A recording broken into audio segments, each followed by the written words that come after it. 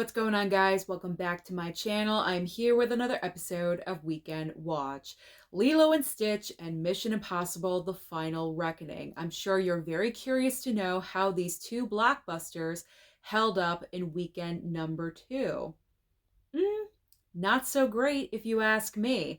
Let's take each one of these individually, starting off with Lilo and Stitch, because this movie maintained at number 1 with $63 million. Now, I'm sure you're asking, Susan, 63 million?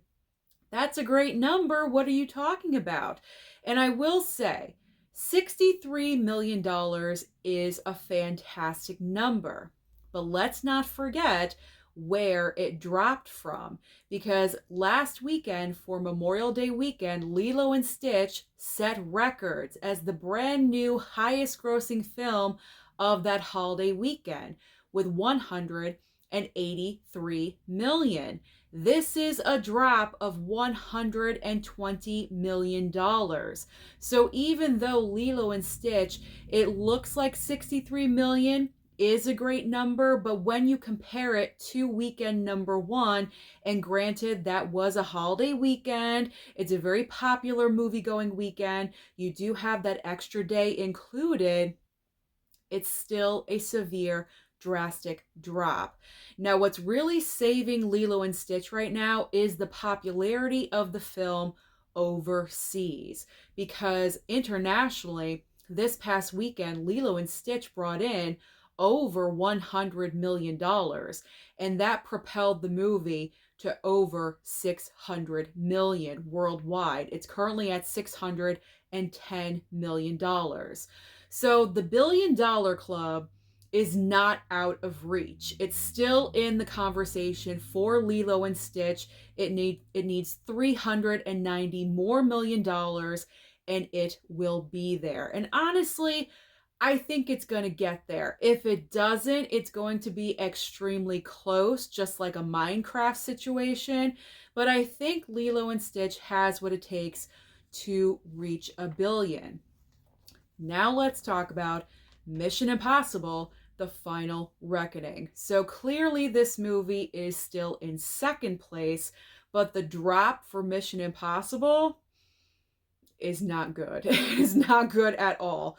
So last weekend for Memorial Day, it set a record high for the franchise. And you would think that that was over, $120 million or something. It's not. The highest opening for the franchise is what Final Reckoning brought in last weekend, with $77 million.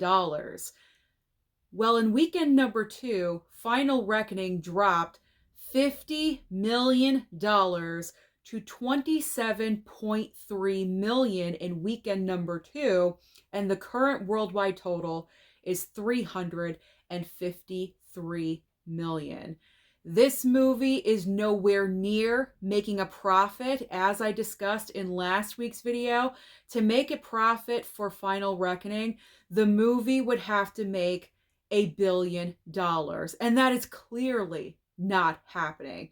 With so much competition coming up in the next couple of months for summer, it is not going to reach that amount.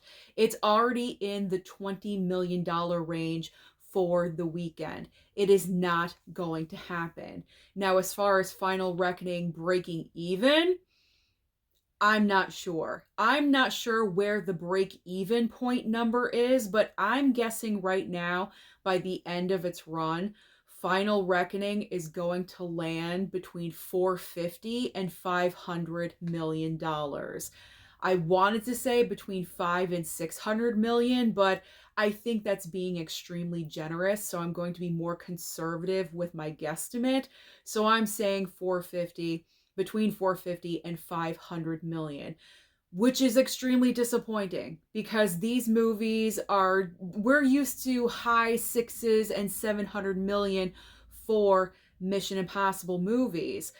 What I think happened with Final Reckoning is, I think, the reviews, the word of mouth, the mixed to bad reviews about Final Reckoning made its way out to people, And so when they heard the movie was really not that great or how they thought it was going to be, they immediately made the decision, I'm going to wait for it to stream on Paramount Plus. And when it lands on streaming, I will watch it over there. So I think the reviews of the film is really what contributed to that drastic $50 million difference, which is extremely unfortunate. Also, we can't forget about the long run time as well. When your movie is almost 3 hours long, you don't have enough theaters. You don't have as many theaters as Lilo and Stitch. Lilo and Stitch is about what, an hour and 45 minutes, so pretty much half of the runtime as Final Reckoning. So all of these factors are included. It's what we have to think about, but really unfortunate for Final Reckoning. Now, third place, as I predicted, is the debut of Karate Kid Legends, and this movie opened to $21 million. Pretty much right where I expected this movie to fall, because as I said, I did not think that Karate Kid was going to overtake both of these movies. Certainly not Lilo and Stitch, but Karate Kid Legends almost beat out Final Reckoning. Could you imagine that? In weekend number 2 for Final Reckoning, it gets knocked out by Karate Kid Legends. Now that would have really been embarrassing.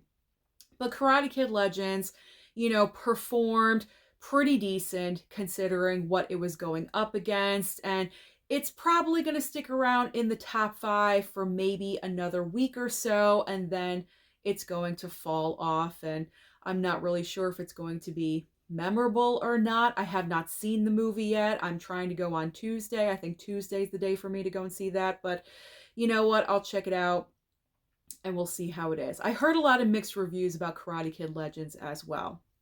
Now, fourth and fifth place. Fourth place, Final Destination Bloodlines is continuing to dominate at the box office, bringing in so much money in this past weekend. $10.8 million, worldwide total $229 million. Fifth place is Bring Her Back with $7 million even. So now let's talk about the movies that could possibly be competition for Lilo and Stitch and Mission Impossible: The Final Reckoning. So we do have 5, technically 4, but I am adding a 5th film just in case you do see that at your local movie theater because it is a more limited release.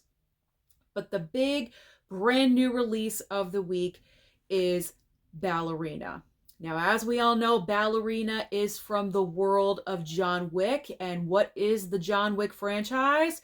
It is an action movie franchise. And what other action film is out there at the box office right now? Oh, that's right.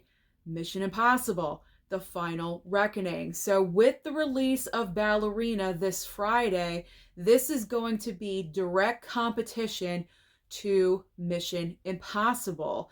So Mission Impossible may have a huge drop, another huge drop from this weekend to next weekend, because I could very easily see Ballerina kicking out Mission Impossible from second place. It depends on how well Lilo and Stitch holds up in weekend number 3.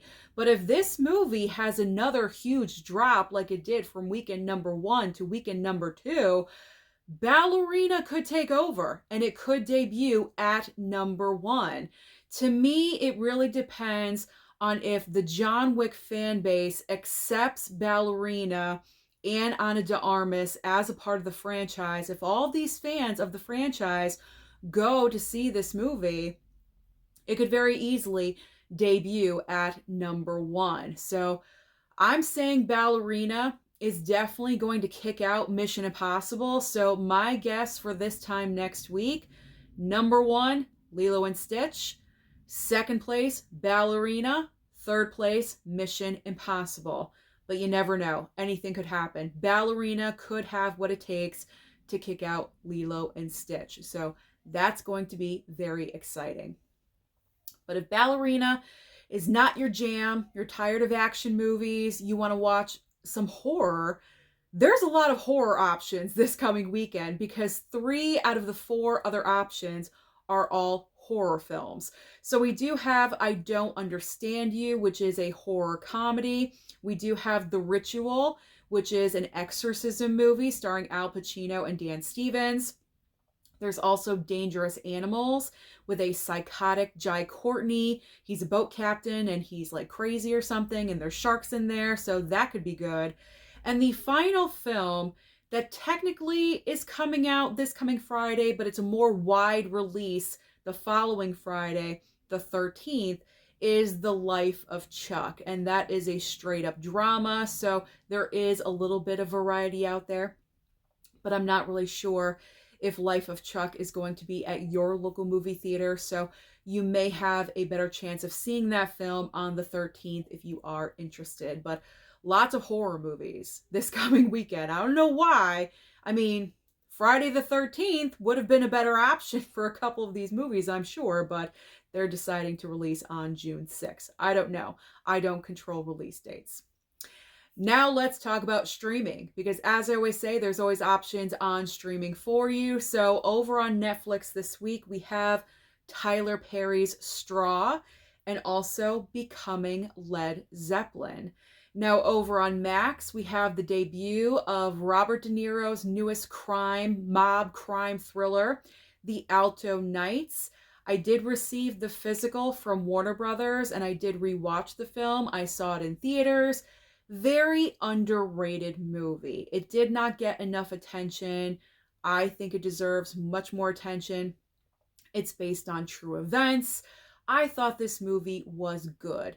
So if you missed out at seeing it in the theater, you wanted to wait for streaming, June 6th on Friday is your day for the Alto Nights. Now over on Hulu, we have the premiere of Presence and also Predator, Killer of Killers. Now, I'm not really so interested in Predator, but with Presence, I think I am going to watch this. I did write it down on my streaming list as a possibility because it seemed more like a one-time watch to me. And so because of that, I said, you know what, I'll just wait for streaming. I knew it would land somewhere and it's landing on Hulu, so I wrote that one down. Over on Disney Plus, we have Ocean with David Attenborough. Peacock is debuting The Ballad of Wallace Island. This is another movie I did not see at the theater. Again, I'm getting the one-time watch vibe, but I am interested in seeing the movie, so streaming it on Peacock is the perfect option for myself. Paramount Plus, if you're interested, the Tony Awards are airing tonight on CBS, but if you don't have cable, if you're strictly streaming or whatever it is that you're doing, Paramount Plus will also air the Tony Awards tonight, I believe at 8 p.m., hosted by Cynthia Erivo. I have not seen the Tony Awards in a really long time. I'm not even sure who's up for nominations, but good luck to all of you if you're watching. You never know. They could be. It could happen. Not really sure, but it could happen. All right, finally, over on Apple TV Plus, we have the debut of a brand new series starring Owen Wilson called Stick. So that is everything happening at the box office and also on streaming. So comment down below and let me know your thoughts about Lilo and Stitch, about Mission Impossible. What do you think happened there in your opinion? Do you think these are bad numbers? Because in my opinion, these are bad numbers. But if you think these are decent, good numbers, please let me know. And what are your thoughts about Ballerina? Do you think Ballerina has what it takes to kick out Lilo and Stitch? Don't forget to like and subscribe before you leave, and I'll see you next time.